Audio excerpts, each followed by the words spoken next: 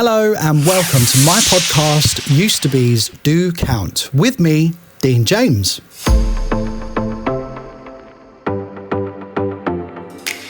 You're listening to Season 2, Episode 12, I Used to Be a Victim of Rape. In this episode, I speak with Dan Cooper about his traumatic and harrowing experience of being sexually assaulted. Trigger warning from the start, guys. We do explore themes around rape, around suicidal idealizations, issues around mental health. And as always, if you need any help and support or advice and guidance, please go to the show notes where you'll find some useful links to utilize. It's your natural response to push people off or try to do it, but then the freeze comes. And what you're then doing is your body will naturally say, hang on a minute, this is hurting. If you don't move, if you don't do something now, if you stop trying to resist, it's not going to hurt as much. Dan speaks to me so openly about some of the things he went through following his ordeal of rape. And I think there's a large quantity of people out there that do not come forward. And I can tell you through the messages that I've had recently on TikTok, on Instagram, through people seeing my videos, the amount of people that actually stated that had also happened to them, but they'd never reported it. They were worried about the repercussion. They were worried about how the police were going to deal with them. They were worried about the support they were going to get. And also worried about the common theme, which is the shame that rape has attached to it, the blame. Because you start blaming yourself. You've just been through a traumatic event and a traumatic experience that you will start blaming yourself for. And at points I did feel like unalive myself. I can't deny that. And I told him that. But you felt like you wanted to take your own life? Yeah, definitely. Over the past, since 2018 to now, that's been the point where you just think, do you know what, enough. But I didn't. And it's only through my resilience that I've still remained here. But without further ado, let's dive in and listen to Dan's incredible story. Okay, Dan Cooper, thank you so much for joining Used to Be's Do Count. Used to Be's Do Count. I'm really excited to talk to you today, and I really appreciate you giving your time. For anyone out there listening who doesn't know who you are, just tell us who you are, where you are in the world, what you're up to right now. So I'm Dan Cooper. I live in Norfolk. I work for the prison service as a project manager. I work for the fire service part-time as an on-call crew manager, and I deliver mental health first aid training. So busy. Two key services you're doing there as well. And you live in lovely Norfolk in the UK. Are you living by the coast or? No, it's about an hour from the coast, slap bang in the middle, really. So, yeah. Nice. Okay. I do love Norfolk. It's gorgeous. Excellent. We're going to talk about everything that you're doing now, and something that you didn't mention that you are doing is releasing a lot of videos on TikTok, which is talking about your experience and talking about just you. I think you're helping a lot of people just being really open and out there, and we're going to talk about that.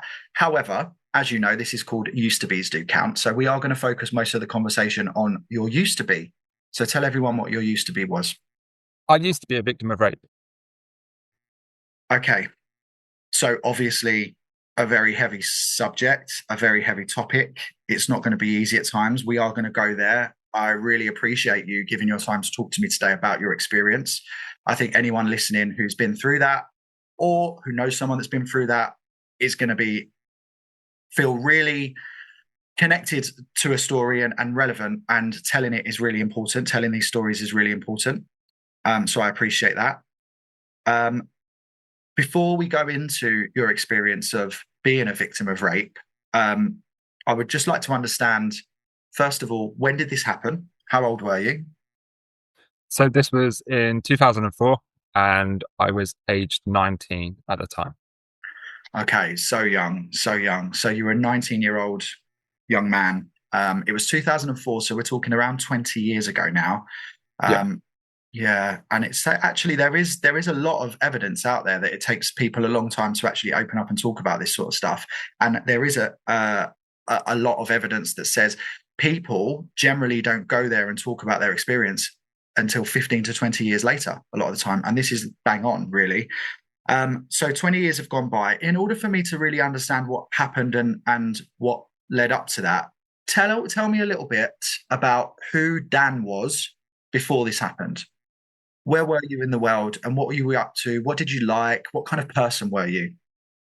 Quite a hard question if you back that long, but I remember being quite a young person, quite a naive person, quite a late developer into slowly becoming an adult.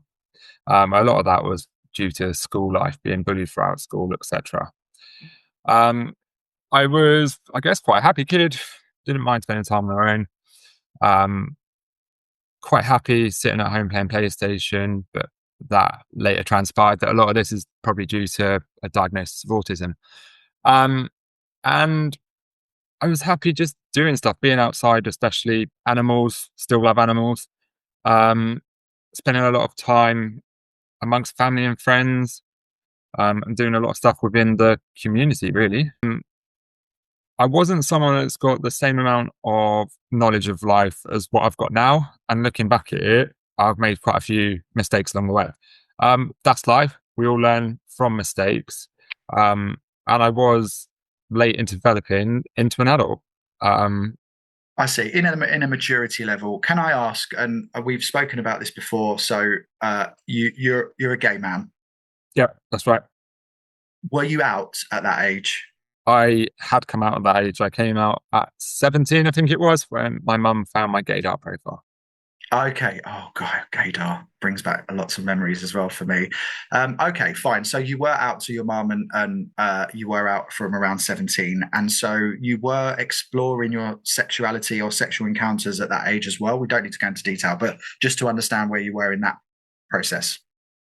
I hadn't had many sexual encounters, not many at all, but I had started to explore. I knew that I was gay.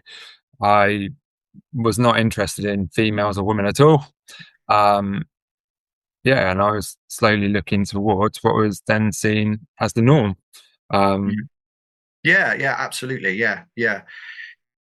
I asked that because I wanted to understand, what this is a real coming of age time, right? And it's really crucial in every person's development, that kind of childhood into young adulthood, and especially for us gay men, the exploration of our sexual identity is, again, crucial, I think, for our confidence and development. And then what happened to you was that you found yourself in a situation where you were taken advantage of, and this, you said, was age 19. So could you tell me a little bit about that situation leading up to that, who this person was, how you met them, and how that happened?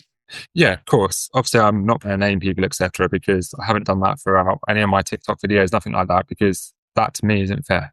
And I'm trying to use platforms and people to spread the awareness of what's going on, mental health, and what people can do to better and try to help themselves. So I was aged 18 when I started going out onto the gay scene in Norwich. Started going out to the Castle Pub, which was a well-known gay bar. It's still open now. Used to go up there every Saturday night, never used to drink because I just passed my driving test or had my driving license very, very little. Norwich is about a 45-minute drive in total from where I live. So, and paying for a taxi when you're young is not going to happen. So I used to go out a fair bit, not drink, used to go out, have a dance, come back home. I recognised or saw this person and thought that they were all right. So I landed up eventually kind of dating them, I guess. What I didn't realise at the time is I was actually being used as a taxi service to give him a lift from Norwich to his grandparents or his mum's over in Lowestoft. So he didn't drive. But obviously, you're young, naive, not seeing things, not recognising things, and these things happen. So I did that, and then ended up getting invited across to there, or started being asked to drive him on regular basis. One time I got invited across to a barbecue. Went to the barbecue. He landed up getting very drunk. On the way home, then asked me to pull the car over, and they then forced themselves on top of me. Okay. You were in what you would say a relationship with this person. It was, I guess, not a very long relationship. You started to date and was doing things, and then this situation happened. Yeah. Did you were sober, he was very drunk. Did you obviously try to push him off and fight him off? Yeah, definitely. You try to push anyone off, and I've done a video of that on TikTok. Is that it's your natural response to push people off or try to do it, but then the freeze comes, and what you're then doing is your body will naturally say, hang on a minute, this is hurting. If you don't move, if you don't do something now, if you stop trying to resist, it's not going to hurt as much. So Yeah, it's really important as well. It's like not something that I've been through and not something that I would think about, but because you have and you're saying that, it's that adrenaline response of like fight or flight or freeze, right? That's like the three main responses. So the initial thing is to fight, but then when you're going through that and you're in pain, then it turns into freeze and then hoping that it's going to be over as soon as possible, I'm guessing. yeah, and that's what you're hoping. And you really are hoping for that. And it didn't just involve penetrative, it also involved a fist. So it was extremely painful, extremely uncomfortable. I'm not going to go into extreme details because people don't need to hear that. And also, we don't need to traumatize people because people will start to picture the image, and vicarious trauma is quite dangerous. So, but it wasn't nice. Not very nice is a bit of an understatement. I'm really sorry that you had to go through that. It's really a common thing that we hear all the time, this issue that we have with rape, with aggressive sexual assaults on men and women. And we know, I mean, there's a stat here that 1.1 million adults in the UK over the age of 16 will experience sexual assault. And if we look at that 1.1 million, 275,000 of those are men. So obviously the stats are much more women, and it's because we live in this world where there's a clear disparity between men and women, and there's men that sort of, I don't know, aggressive men that constantly abuse and sexually assault women. 798,000 women will experience that. But of the 275,000 men, which is still a huge number, I think there's a huge stigma around that because of the way that society views how men should be. People don't talk about it. Men don't want to feel like they're victims. I think potentially the support for male victims of rape is less than women because the number is less as well. So the fact that you're like saying it out loud and talking about it is really, really important to name it. And I just want to say that it's a huge number of men that experience this as well. There are a huge number of men that experience it, and them stats are obviously only as good as people coming forward. And I think there's a large quantity of people out there that do not come forward. And I can tell you through the messages that I've had recently on TikTok, on Instagram, through people seeing my videos, the amount of people that actually stated that had also happened to them, but they'd never reported it. They were worried about the repercussion. They were worried about how the police were going to deal with them. They were worried about the support they were going to get. And also worried about the common theme, which is the shame that rape has attached to it, the blame, because you start blaming yourself. You've just been through a traumatic event and a traumatic experience that you will start blaming yourself for. And it's not very nice. It's not very nice at all. And to also hear that these people have just suffered a lot over a period of time and they've never been able to bring it forward, that's absolutely awful as well. Yeah, absolutely. And rape victims on the whole, male and female, struggle to come forward because of lots of reasons. And part of that, as you said, is the shame attached to it, and then also the blame. So I want to talk about that and some of the stuff that you went through, and also of just saying what you said as well about lots of men not coming forward. You're absolutely right, because on the back of that stat, there was a report very recently that reported that half of all men in the UK have had some experience of unwanted or non-consensual sexual experiences. However, 9% reported. That's such a low number. It is a low number. It's a sorry stat. We shouldn't be like that. And I think the worst bit is, I think there's a stat out there as well that shows that only 50% of these people that actually go and report it to the police actually make it to court because there's not enough evidence there. Absolutely. Yeah. And again, talking about rape in this open way is really important because it's such a complex thing. It is a lot of the time an experience between two people that's isolated, and then it's one person's word against the other. So the perpetrator can simply just say they're lying, that didn't happen, it was consensual. And then the complexity around the evidence to actually bring that to court, it is such a huge thing, and it sometimes doesn't get there, which is, again, a reason why I think people stop coming forward, because they think nothing's going to happen. You spoke a little bit about the shame and the blame, and we're speaking a little bit about how this develops into trauma. This was a traumatic experience, and how you held that trauma. So tell me a little bit about what happened after that experience. So in the initial stages after that experience, what happened? When that was over, what did you do? Where did you go? So the initial stage was, I actually chucked him in the back of the car and drove him back home, back into Norwich, chucked him off at the place where he lived. And then I went home about 4:30 in the morning. Once I was then home, I tried to get in the bath. I felt disgusting. I felt dirty. I didn't feel clean.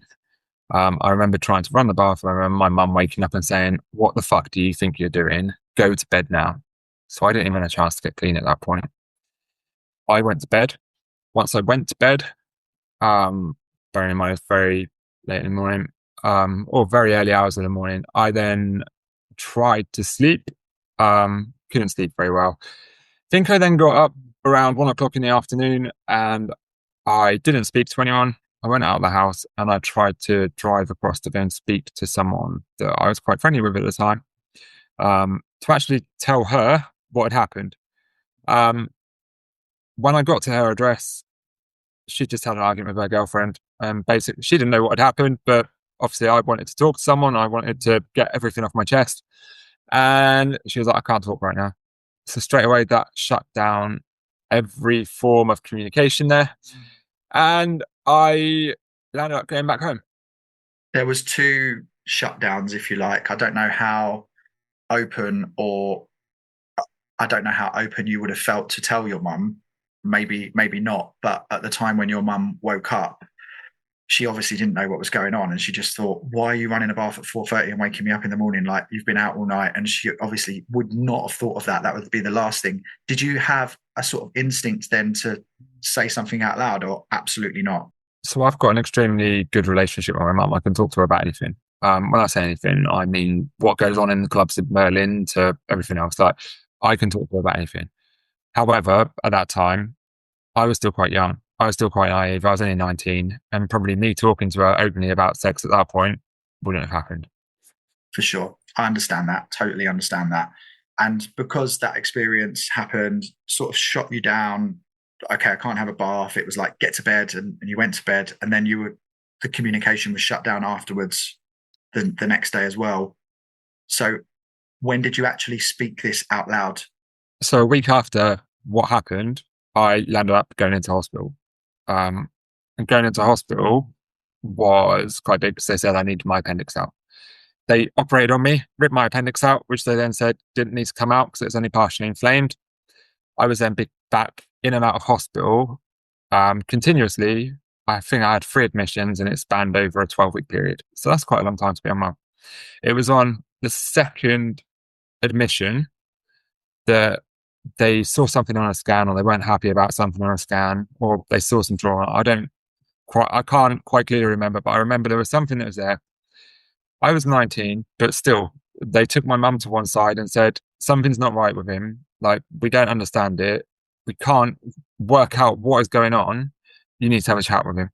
And she sat there and had a chat with me. And I just opened up at that point. So it wasn't immediate. I did tell her probably about it would have been about 2 months after it happened. Wow. Okay. You were experiencing a lot of physical pain after that experience. Obviously, what you mentioned is going to cause you a lot of physical pain, and then you went into hospital because of that physical pain, and they thought it was an appendix issue. Yeah. Right? So what I was told at the time by the gastro team, after it all happened, is it's likely that the rape had actually caused some mass infection in the bowel. For it causing mass infection in the bowel, it had signaled to them that there was potentially inflammation around the appendix, hence the reason the appendix needs to come up. They then couldn't work out what had gone on with the rest of it. They couldn't work out why I keep needing to go into hospital. They couldn't work out why I was in so much pain. And it was only once I then told them that had happened that they were like, "Well, can't guarantee it's because of that, but it's highly likely that it is because of that." When the first people that you told were the doctors, of course, and then a couple of months later you told your mum, did the doctors say anything about reporting this to the police as a crime, or were they just focused on getting you better? It did go the other way around. That it was my mum that knew first. She came and spoke to me about what the doctors had said in reference to a scan. She then went back and spoke to them, and then it was but the doctors didn't actually go and tell my GP. The doctors left it off my health file completely. So my GP had literally no notification of it at all. Yeah, I think it's because you have to give them permission to tell your GP, and they probably didn't ask for it. But your mum was the first person that you told. Okay, so then how did your mum respond? What was her response? She was shocked. She wasn't very happy. Obviously, she wasn't very happy. She was quite protective over me. I'm her firstborn. Um, but I don't honestly know. I don't obviously think that she actually knew how to take it or she knew what to do in that instance. She just saw me laying in a hospital bed looking not very well. I mean, it must have been really, really difficult for her, obviously seeing her son in a lot of pain and then telling her that this trauma had happened. And I think it's a really important thing as well, because if you have a loved one, a friend, a family member, whoever it is that tells you something like that, how do you respond? We don't have that in our arsenal. Like, this is the best way to respond. And it's an education for loved ones as well, isn't it? Yeah, and it is. And I remember the day that the perpetrator actually turned up to the hospital and my mum was there. Wow, what happened there? She threatened to chuck him out the hospital window and told him to leave immediately. Yeah, good for her. I would have done as well. Oh my goodness. He had the audacity to turn up to the hospital. So was he still in touch at that point? Were you still in touch? I wasn't in touch with him and I have absolutely no idea who told him where I was. But yeah. So there was no contact after the rape. There was no contact with him or Not that I can remember. okay, and then he just turned up at the hospital 2 months later. Went up into the hospital when I'd been admitted. I think it was on the second admission, and she threatened that, she was literally going to chuck him out the window. Yeah, well, all power to her to hold her temper and not chuck him out the window, because I would have wanted to. Wow, I can't believe he turned up at the hospital. That's crazy. Okay. And then after that, I then went back home. That was then that I then landed up going back into hospital again for another 10, 12 days. They still couldn't find the issue as to what was causing all my pain and discomfort. I'd had enough of hospital at that point. She had come up and supported me and been there every single day of the week, which that was a long time that I was in there.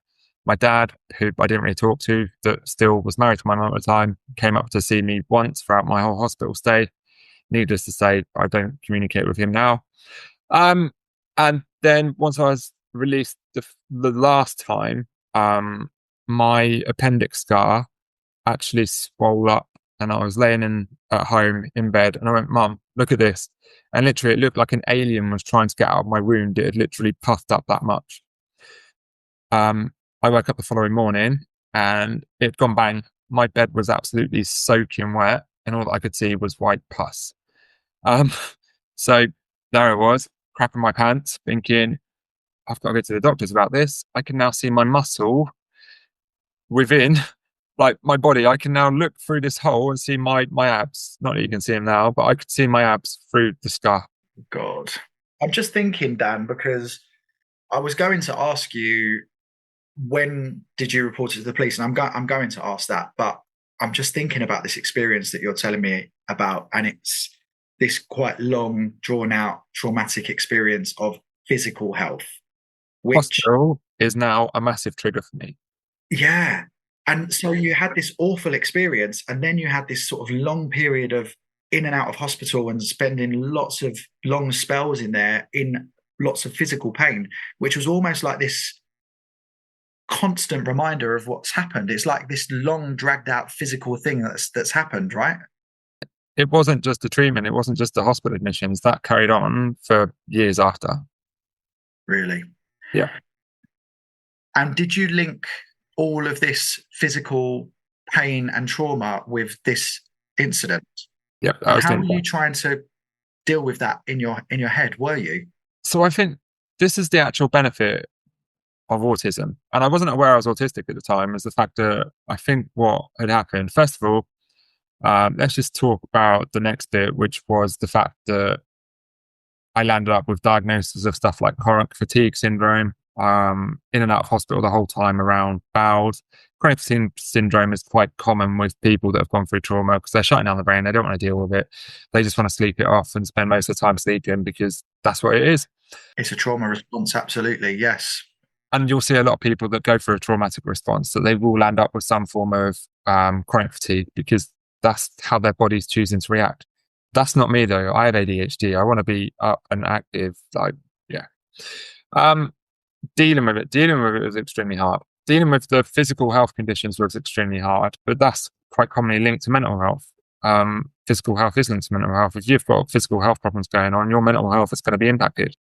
Absolutely. It's all linked, all linked. Keeping stuff deep within for a long period of time. Like I'd been in a relationship for about 10 years with someone and I hadn't really told them what had happened. I hadn't told them what had happened at all. And it was only close to when that relationship ended, which a lot of it was caused due to the flashbacks that I had seen at court, or that I'd seen, that then led to it being re-reported, at least, that it happened. Okay, so we're skipping ahead a little bit. Yeah. So just to understand the timeline for me, because it was reported and then re-reported. So just for me to understand, Dan, when was the first time you actually reported it to the police? So when I went to the doctors to show them the wound and what had happened and the fact that the appendix scar had literally burst open, I opened up and admitted, or I told the doctor what had happened then. They automatically made a referral to the mental health team and I reported it. I was advised to report it to the police at that time. So that was then reported to the police later on in 2004, probably about 5 months after the event had taken place. Okay, about 5 months after. Okay. And what happened when you reported it to the police? What were those kind of I'm sure it was very long and complex, and giving statements is definitely not easy, but in a kind of nutshell, what happened in that scenario? If we think back to 2004, there wasn't the video suites available then. Once the police had the report, they then invited me across for an interview. I gave an interview, they took a statement, and that was that, really. I then went back and told Mum what I'd done. Well, no, I told her before because she actually drove me across to the police station to actually give the statement because she wanted to be there with me. So yeah, she went across there with me. Did you feel at that point that you were giving the statement that it was a release, that something was off your chest? And did you have faith that something was going to happen, as in it would lead to a prosecution or some kind of... It was a relief, and it definitely was a relief. But at this time, my grandparents didn't know I was gay. At this point, I was still extremely unwell. I'd gone down to, I think, 68 kilos from 78 or 80 kilos. Wow. So like that, it had gone down a hell of a lot. I wasn't very well. I still wasn't very well. I was still having constant backwards and forwards to and from the hospital. I then sat down with my mum. We had a long conversation. And at that point, it was like, yes, it's happened. But what you need to do is you need to get yourself back up on track. And the media are going to be really, really interested in this gay man being raped. Like, that's going to be slap bang straight over all the front of the papers. Your grandparents don't know you're gay. We're going to have to tell them, but we're going to have to tell them anyway. And there was various other things that were raised during that conversation that steered me along the way of thinking, do you know what?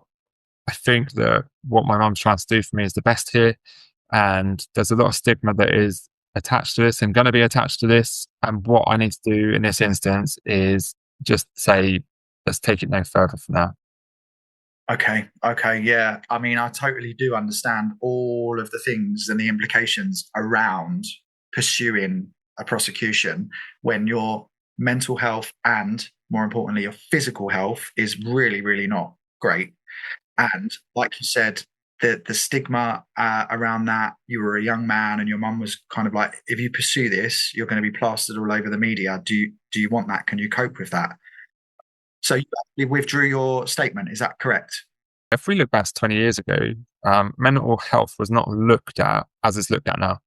We did talk a little bit more about mental health compared to what we used to. That one we definitely didn't talk about. We definitely didn't realise a lot of people didn't realise what mental health was at that point. And it was almost this thing that had so much stigma attached to it that we wouldn't open up and talk about it as open as what we do. Some people are still that way, and that's not the way to be. And you also had these diagnoses that you were, I heard somebody recently call it neurospicy, which I quite like.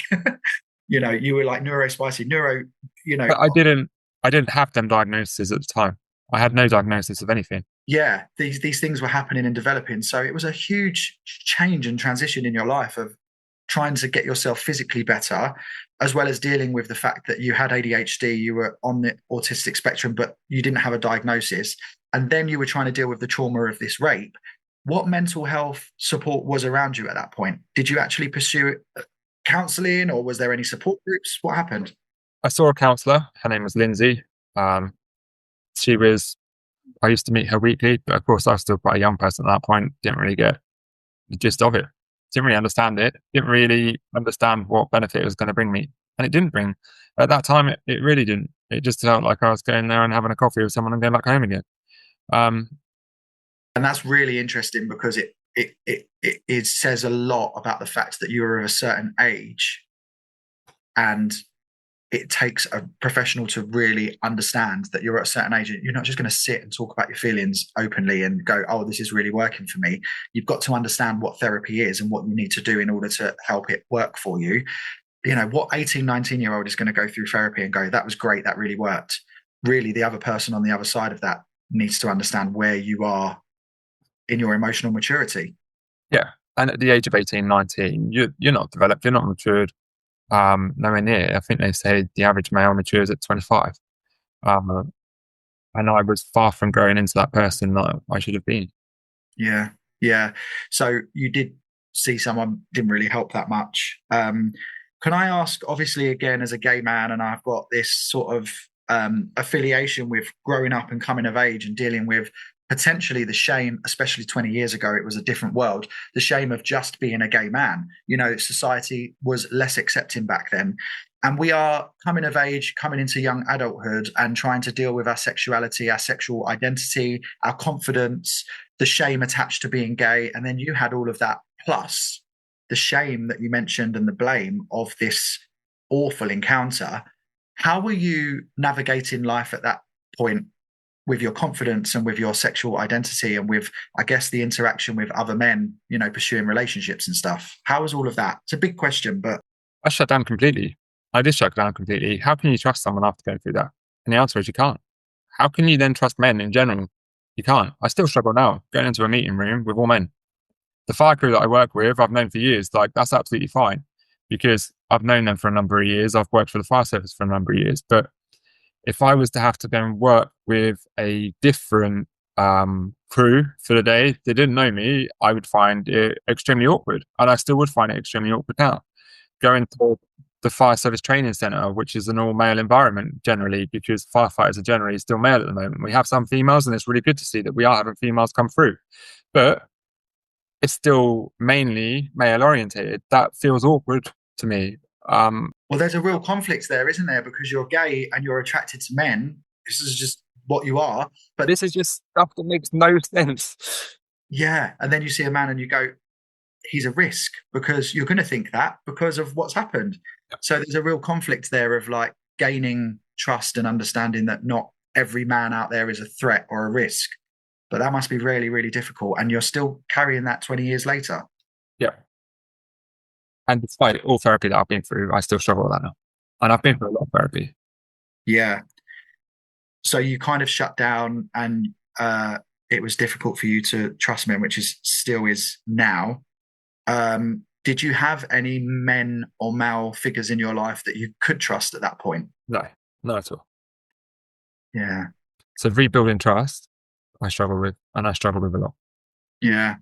You had to be someone with a status in society, and I don't know whether status is the right word because I don't always use the right words, but either a doctor, someone of authority, someone that you knew had good standing and had to have good standing for the roles and the jobs that they did.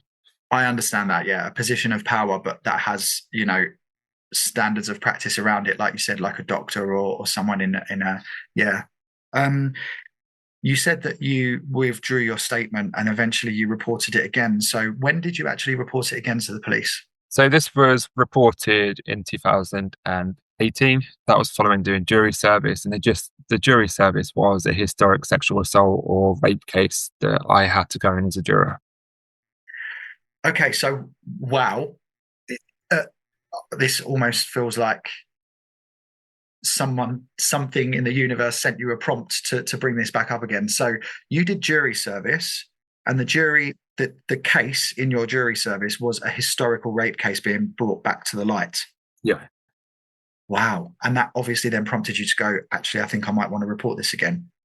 At that point, I went home, I couldn't sleep. The flashbacks had already started to be triggered back in 2017 when I was assaulted by a prisoner at work. But only minimal, and I was able to contain them and keep them back down. But like the flashbacks and everything else have happened throughout my life ever since then, and I'll never get rid of them. It's how you deal with them, but that is what it is.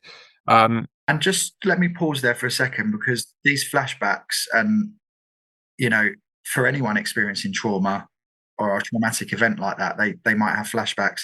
How do you deal with them now, and how do you get to the point where you are coping when they happen, that you're coping the best you can? How does that happen? So most of the time, it is just coping mechanisms, or just try not to relive it and just try to see them as a flashback. I can still vividly see the car as a Kia Pride. I can tell you the registration plate was K718YPE. I can tell you under a street light. I can tell you the shadows. I can tell you the outline. I can tell you absolutely everything about that event. And when the flashbacks happen, do they happen generally at night time when you're sleeping, or can they happen during the day? It happens whenever, really. And it could be during the day, it could be at night, it could just be, I don't know, you probably won't see a Kia Pride on the road now, but you could see a Kia Pride, you could see a Kia. Hospitals are a massive trigger for me, but I know my triggers. And that's the benefit of knowing my triggers. Through knowing my triggers, I know that going to the hospital will be traumatic for me. I've had to have a number of colonoscopies since then. They are extremely traumatic for me. I have to be open and honest to the doctors before they do anything like that, because they will have to sedate me properly, and they will have to just about knock me unconscious in order to do that, because in 2020 I had to have 2 segments of bowel taken out.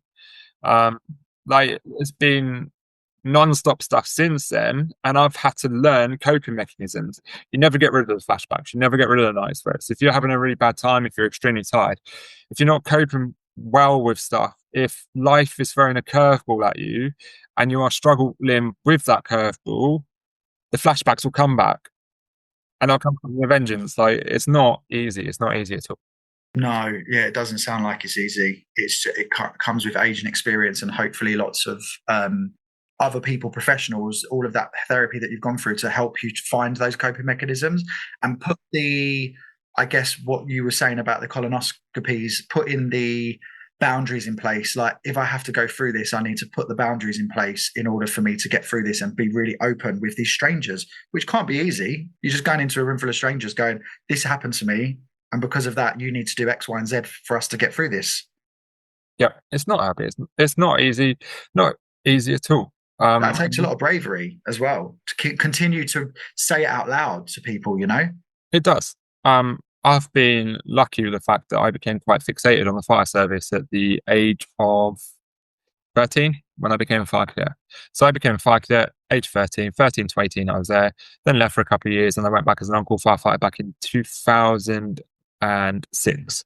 So the direction or the focus of the fire service was a huge help for you. It was a good positive influence, was it? It was a positive influence. Becoming fixated on it probably a little bit as well, but that was definitely something that I was like, do you know what? I can fixate on this. I can do this. I can keep my mind occupied with that. And then in 2007, I joined the prison service as an operational prison officer. Nice. Again, a really important service as well. And I'm guessing that's not an easy job. We know that that's not an easy job, but you coping with some of those really horrible experiences there probably built your confidence as well, right? So growing up, I went and said boo to a ghost. I was then going into a prison working amongst convicted prisoners. And they were convicted prisoners. They were people that needed support, looking after, etc. They were people that we needed to talk to.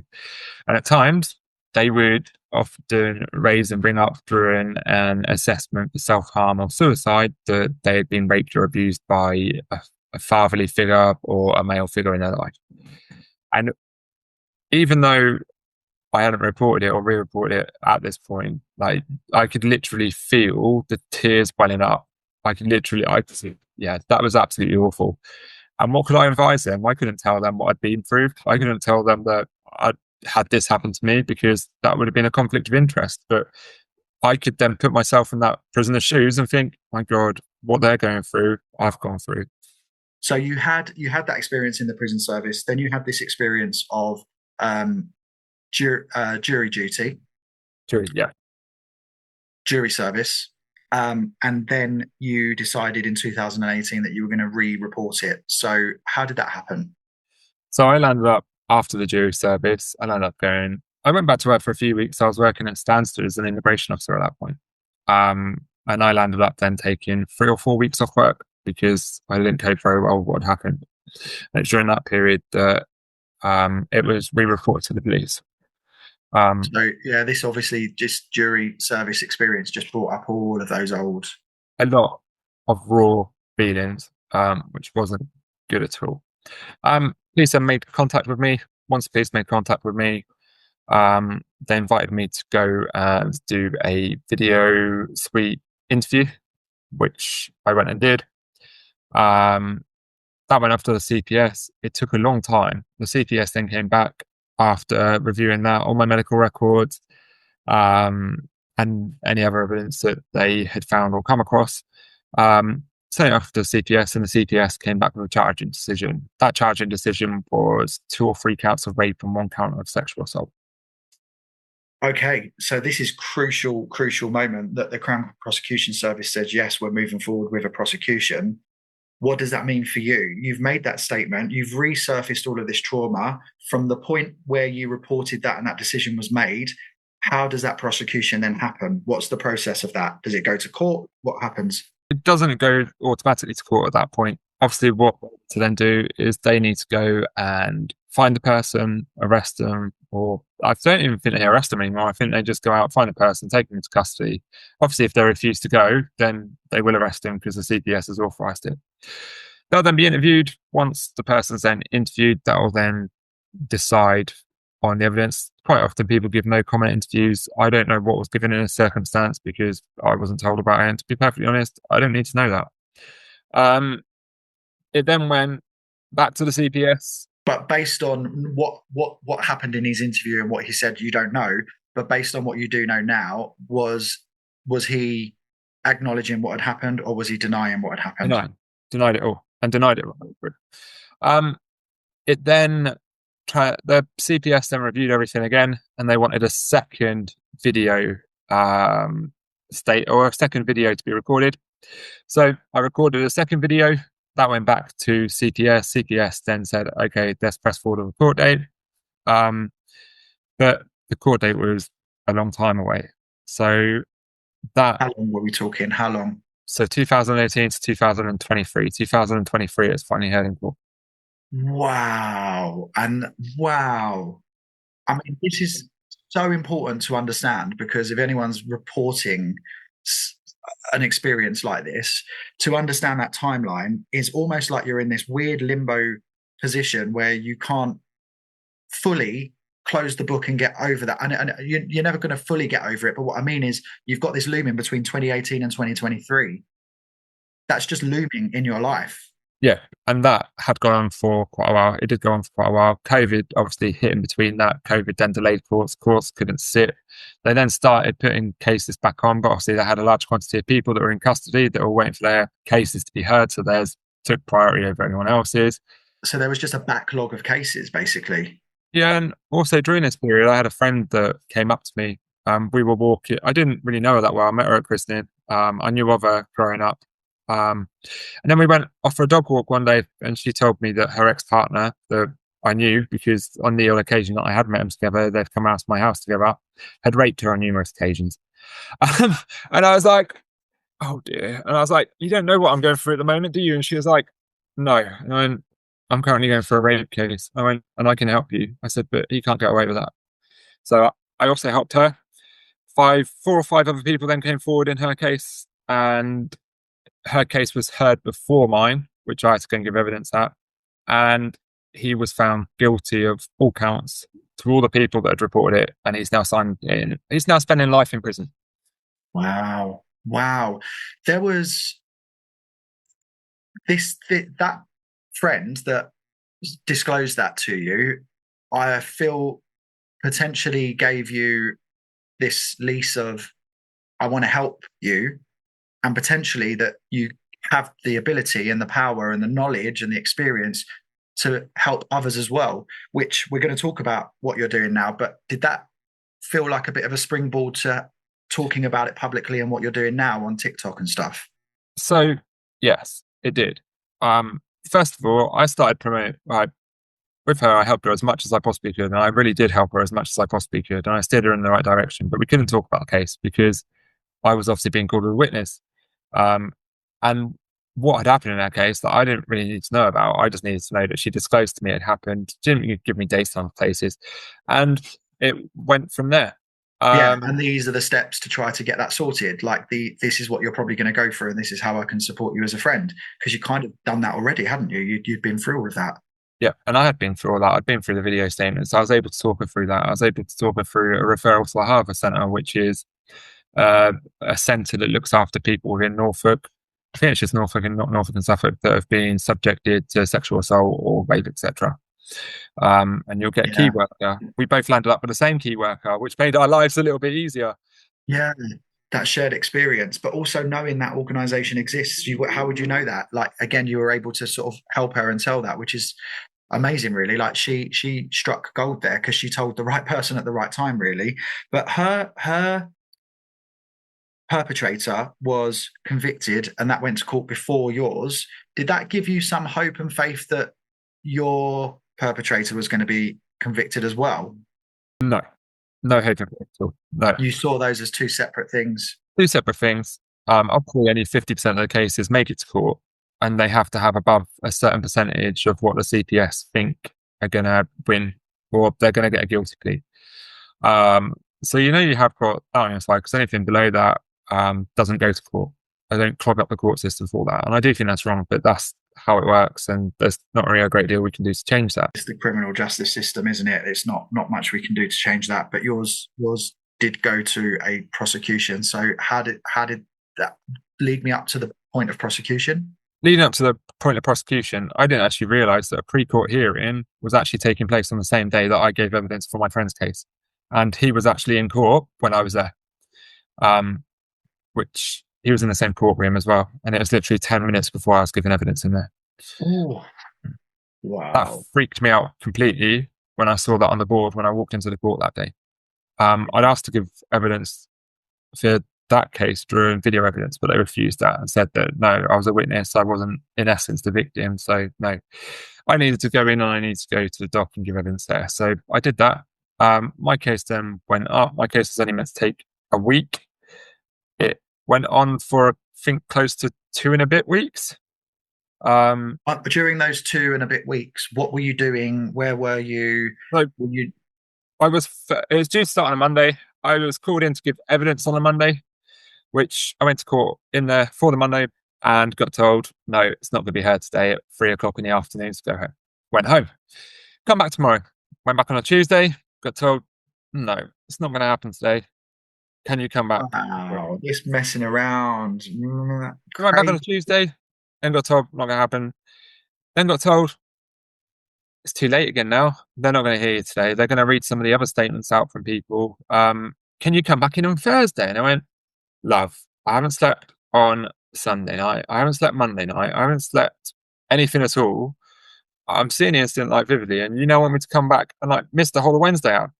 Yeah, the judge isn't sitting tomorrow. I was like, great. And nothing against the judge, because Judge Shaw was absolutely amazing. It then went to the Thursday, and literally I was shitting bricks. And I was, yeah. And I looked like a mess. I looked worn out. I looked tired. I was still working the fire service. I was still working for the prison service. I was still fitting all my hours in. I was still doing absolutely everything. In fact, I took the laptop to court with me because I could hook into the Gov Wi-Fi there. And then I finally got to give my evidence. You had to give it in person in court? Not on my case. My case was video. It was video. Okay. Yeah, that was approved to give it in video link. That was no issue whatsoever. So you gave your evidence finally after all of this messing around, which is just crazy to me. I can't even understand how they do that to people. How did that feel? The fact that it was in court and that you were at the point where you had to give your evidence publicly to the court. So I've given evidence a lot within my job role within the prison service. I've given evidence a lot. This was completely different. And when I say completely different, it was awful. When I say it was awful, I mean it was absolutely awful. First of all, the whole of my life, well, yeah, I say the whole of my life, it was never been talked about in a public forum. I'd seen the reports earlier in the week that the media had put on the paper. And I was like, I am now going to be on the front page of the local papers, or I'm going to be somewhere in the local papers. Yeah, and so that preconceived idea that the media was going to get hold of this, that your mum said and was trying to protect you all of those years ago, that actually happened. And so it was plastered all over the local papers, right? Yep, and that did happen. And it did go out to a lot of the local papers, and it wasn't good. I was being sent the articles by people that knew me, and I was like, I don't want to see them anymore. Like, I've read them. How they're reporting it is not how I've described it, and I started to get really, really annoyed with it. I really did. But under the reporting laws, they're not allowed to give the victim's name. So, although they were reporting it in the paper, they could only name the perpetrator. They could not name the victim. Yeah. And you said you were getting really annoyed. Were you feeling like angry? I was getting angry at seeing all the reports. And even if there was a tiny little detail in it that was wrong, through the way that they reported it, that was winding me up, because tiny details in me really, really matter. And being autistic, which it was only at 35 that I found out I was autistic, like the small things like that, the small little details really, really do make a big difference.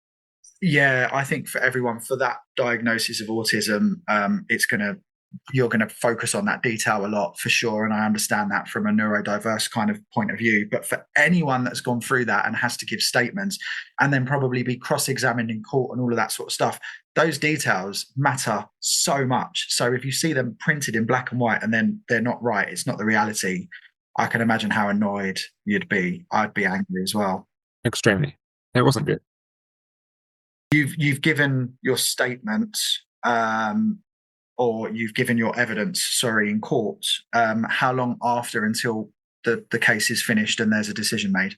So I had to give evidence, which mine took best part of, I think, 3 or 4 hours, with a little break in between. And then they break for lunch and then start again in the afternoon. So yeah, I think it's about 4 to 5 hours in total from when they started to when they finished it, which that was a long time, a hell of a long time.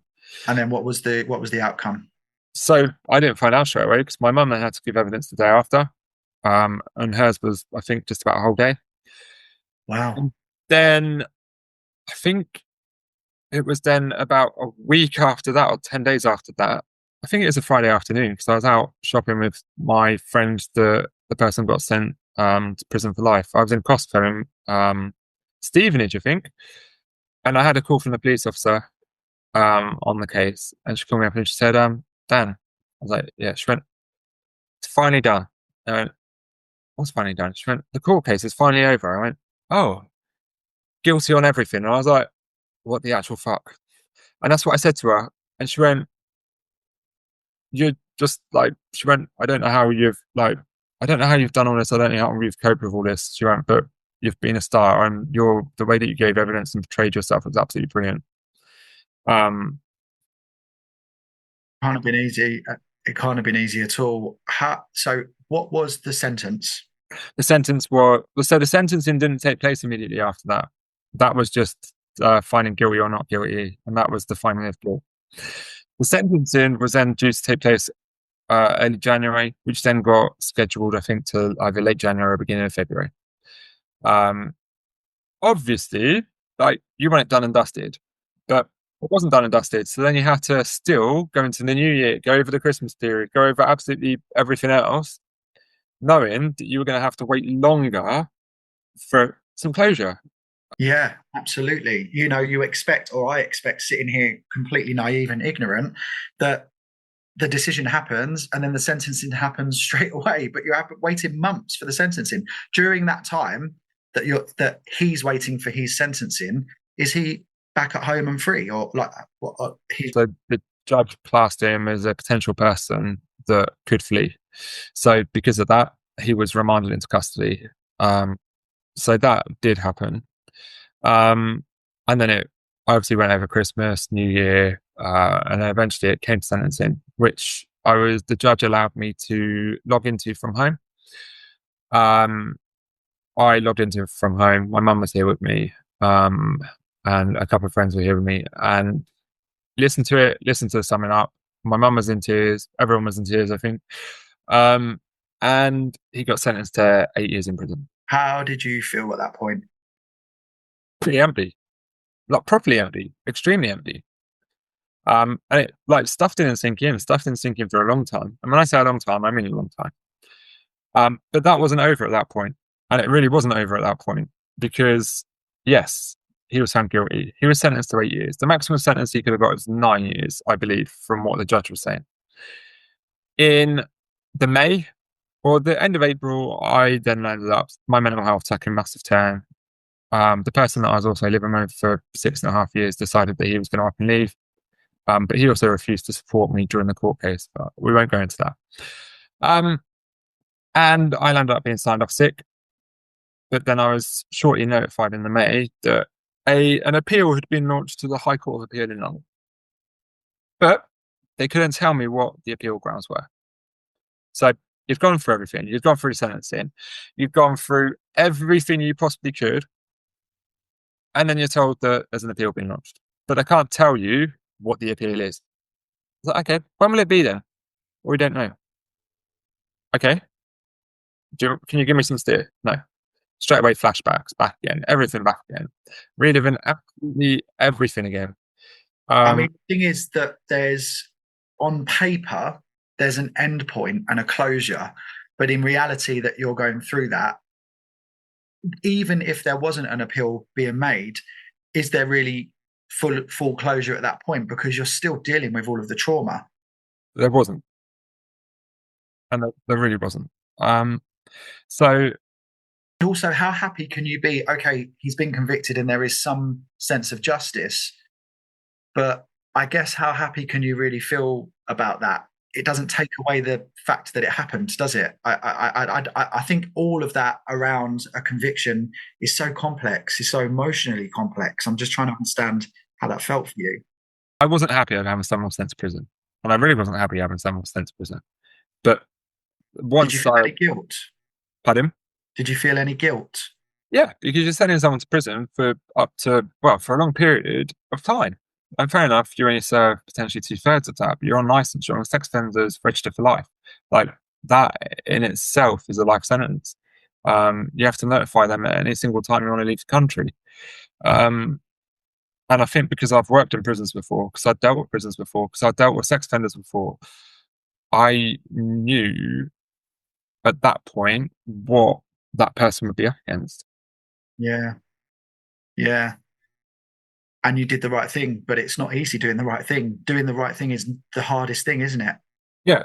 And it was extremely hard. The prison service got a written letter of complaint stating that I had been accessing official records to do with the perpetrator, and I'm like, I can't even get onto I'm not operational anymore. I can't get onto the computer system for that.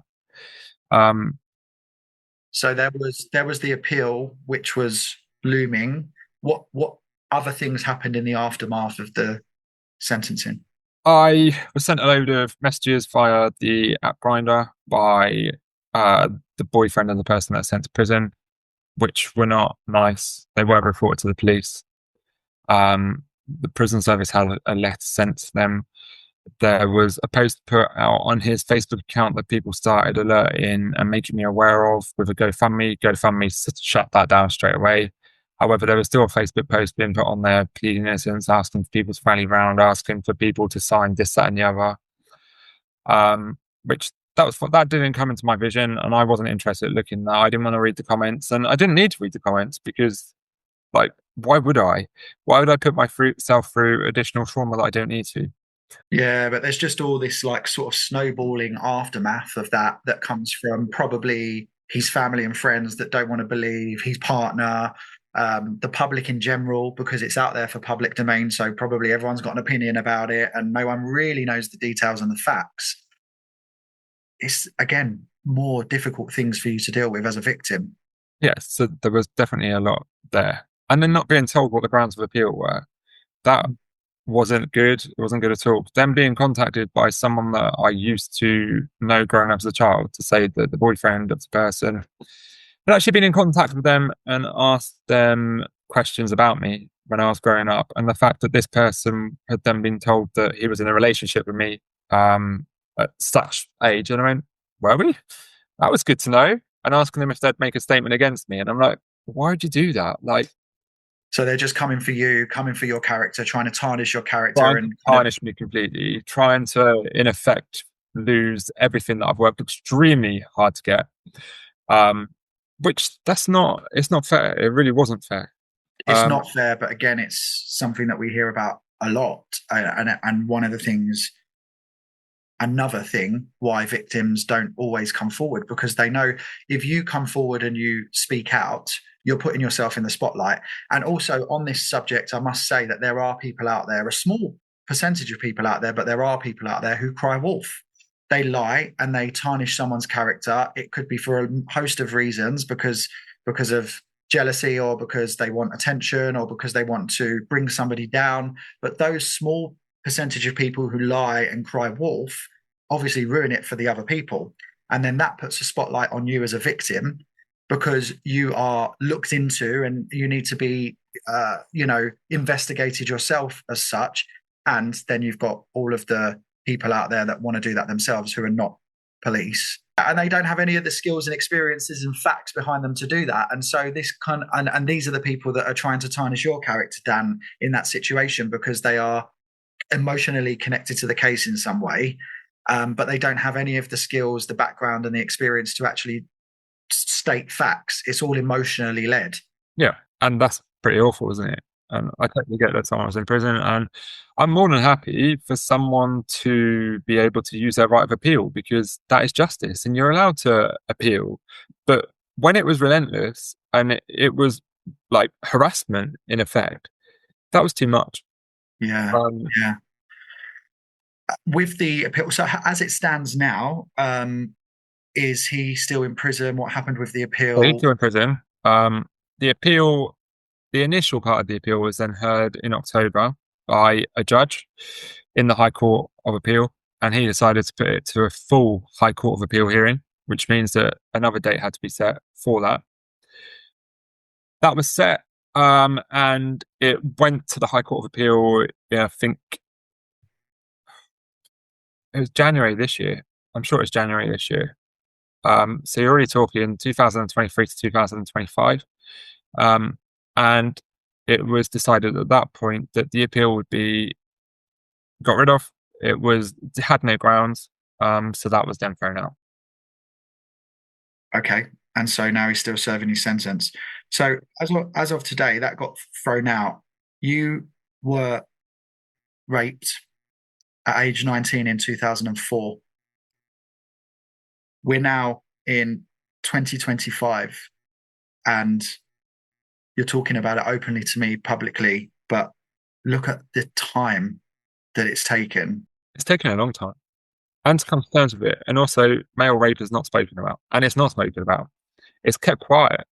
People hide. And the amount of people that have come forward and said that they've been through something similar, but they don't want to take it any further forward because they're worried about the police, they're worried about repercussions, they're worried about the family. They're worried about the other person getting to them. They're worried about so much. And they're also worried about court. And I have to say, it's not an easy process. And it's really, really not an easy process. And anyone that has messaged me on TikTok, I have told them it's not easy, but stand by it. And if you need any help or support, let me know, because I can tell you how I've coped. Well, some people might think that they don't have the strength and the resilience to cope with something as long as that. I mean, we're talking 21 years. There's been ups and downs over those 21 years, but the last few years, from just before COVID up until now, it's probably been quite relentless for you. It has been something else as well, but I can't discuss that at this moment in time. But that will be dealt with by a different team quite soon, I would say. But so there's still things going on now. So as it stands now, as of now, how are you, Dan? How are you feeling about the whole situation? Where are you emotionally? Where are you mentally with the whole thing? So from going off sick, and I had 5 months off, I did a little bit of traveling, which is good. Traveling has been my go-to. It's really helped me a lot. The fire service approved for me to see a private psychologist, which was Dr. Jonathan Hutchins. He was absolutely amazing, and he's probably one of the main reasons that I'm here today. And at points, I did feel like unalive myself. I can't deny that, and I told him that. But You felt like you wanted to take your own life. yeah, definitely over the past, since 2018 to now, that's been the point where you just think, do you know what, enough. But I didn't, and it's only through my resilience that I've still remained here. It's only through having that close connection with my mum, which meant that I was able to talk to her openly about feelings, which doesn't come easy to me at all. If anyone asked me a question, how are you? I would always say living the dream, because I'm avoiding the question, and I am naturally avoiding the question. People at the fire service picked up on that eventually, and they've now said that if they're asking me how I am, I can't reply with that. I had CBT therapy, I had CAT therapy, which was done by the NHS, and I've had counselling. I then took a break or pause from counselling. I went through the other therapy, and I think I've still got 2 or 3 more counselling sessions left. But she wants to get rid of me already, I think, because she's seen a change in character, a change in person. And that's mainly because of being able to talk openly about what has happened and start using social media such as TikTok to actually put it out there. So, first of all, in order for anyone to get through anything like this, there's got to be a support system around you. And it's really lovely to hear that you've got that close relationship with your mum for that, and that you've experienced lots of different types of therapy and counselling and psychological support. But also there has to be a deep-rooted feeling of self-belief that you can get through this. Because I think it's hope, isn't it? It's that feeling of hope, because sometimes we can all feel a little bit hopeless at times, and all of what you're talking about at some point is out of your control. You can only give your evidence and give your experience, and then it's into everyone else's hands to actually bring this to some sort of justice, which is out of your control. So you have to remain hopeful in some aspects that there's going to be an end point and you're going to be able to get on with your life in a healthy way. And talking about those suicidal thoughts and stuff is when I guess you feel like you're losing that hope. So do you feel at the moment that you've got some hope back and you've got some hope for your future? The thing that I've really seen so I started off on TikTok on the 22nd of May with like 500 followers. I've now got over 10,000 followers. And I think it's amazing. I'm scrolling through TikTok and I come across your videos, which is why we've connected. And the things that you're talking about and the things that you're putting out there on TikTok are small sound bites, if you like, which are digestible for us as an audience, but are so open and honest and brave to put out there. And I love the fact that your followers have built, and now you're helping people. You're helping people by talking about this publicly. It actually made me cry at times, because I've never seen myself as an inspiration. I've never seen myself as doing good towards people. I've never seen myself as someone that's been different or someone that's actually been through such extensive trauma. And I haven't ever seen that. I've never thought of it that way. And now I'm being told that I'm brave for doing it. I didn't see myself as brave for doing it. I just see it that I'm just trying to get out what I've needed to get out for such a long period of time that I haven't been able to, because there's been all these court cases going on. There's been the appeals going on. What made you feel that you wanted to tell your story publicly? I started posting a lot of mental health content. I started putting a few mental health posts on there, just talking about people's mental health in general. And I was like, but a lot of my mental health experience relates to what happened to me. It relates to my upbringing. It relates to being bullied. It relates to just so much. But the rape was a massive part of that. And it was only through being able to actually relate the mental health back to something that I've dealt with, something that I've struggled with, that it's then made it so that I can actually do something, or I can actually try to make a difference. So initially when you went on TikTok to do your stuff, it was because now, as we know, you are a massive mental health advocate, and it was all about putting stuff out there about mental health to help others. But obviously the rape was so much part of that you couldn't not acknowledge that. And so that happened to sort of spill over into the videos about your experience of the rape and the court case and the justice system. Yep, definitely. And that is how it landed up. Amazing. And now you've got more than 10,000 followers in a really short amount of time. And I hope that builds as well. And I hope that people will follow you. So what is your handle? Where can they follow you? So follow me on TikTok. And my username's DC900281. And I'll put a link in the show notes, of course, but just say that one more time, just in case anyone's listening and wants to go on there. DC Delta Charlie, and then it's 900281. That was actually my fire cadet staff number. That was back in Oh, was it? Yeah, I've never got rid of. Started, and now talk to me about now. So you're still working for the fire service. You're still working for the prison service. You're doing all of that now, and you're doing the TikTok videos.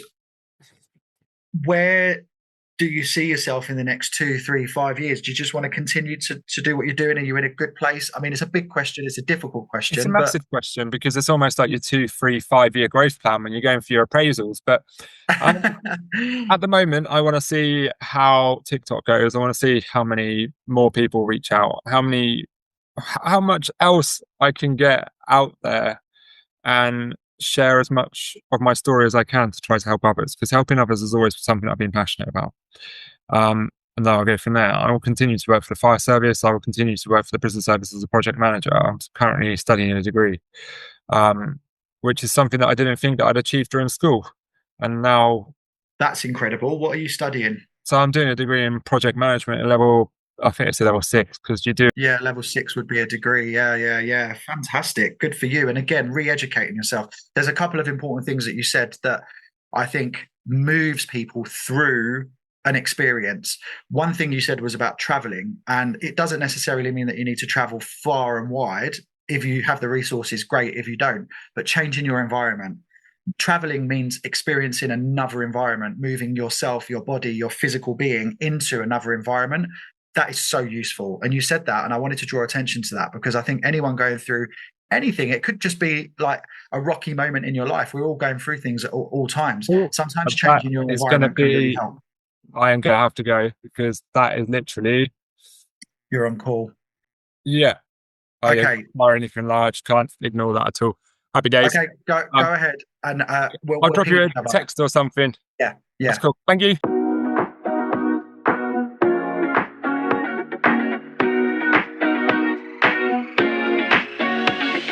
And off he went, suited up, and went out to fight some fires and save some lives like a real life, everyday superhero.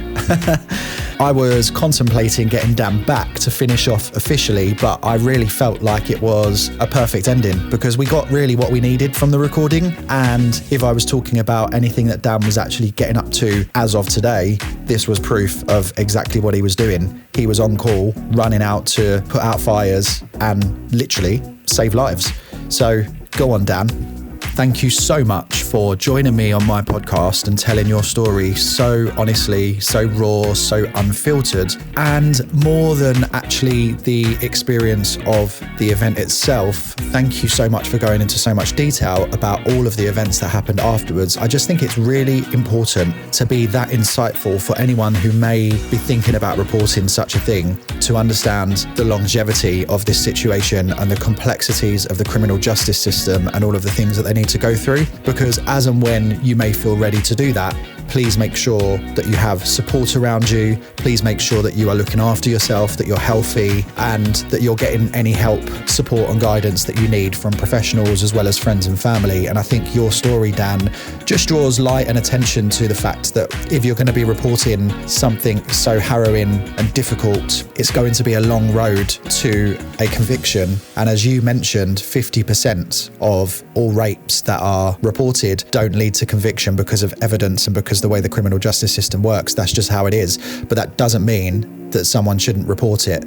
It's a difficult subject, and I hope that you listeners enjoyed listening to Dan's story and managed to get through it without it flagging up any personal feelings or emotions that were difficult to deal with. And if they were, just go into the show notes. There's a few links there that might give you help, advice, guidance, and support if you need it.